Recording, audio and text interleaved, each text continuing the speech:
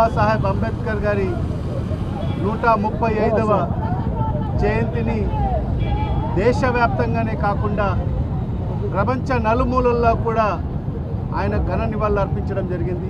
స్థానము ఏదో మారుమూల కాదు, విజయవాడ నడిబొడ్డులో మరి అంబేద్కర్ గారి స్థానం అని చెప్పి మరి 20 ఎకరాలలో 400 కోట్ల రూపాయలు వెచ్చించి 125 అడుగుల ఈ దేశంలోనే అతిపెద్ద విగ్రహాన్ని ఏర్పాటు చేసిన నాయకుడు ఒక్క జగన్మోహన్ రెడ్డి గారే అని చెప్పి కూడా ఈ సందర్భంగా తెలియజేసుకుంటున్నా.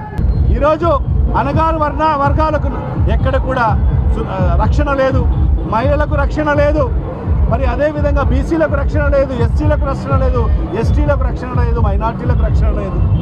మరీ ముఖ్యంగా కొన్ని వర్గాలు ఏదైతే పార్టీలు, రాజకీయ పార్టీలను టార్గెట్గా పెట్టుకొని వైఎస్ఆర్ కాంగ్రెస్ పార్టీ నాయకులను టార్గెట్ పెట్టుకొని వాళ్ళ మీద అక్రమ కేసులు, దొంగ కేసులు బనాయించి మరి వాళ్ళను జైలు పాలు చేయడము, వాళ్ళ కుటుంబాలను ఇబ్బంది పాలు చేయడము, మరి ఇది ఈరోజు ఈ రాష్ట్రంలో జరుగుతున్న పరిస్థితి.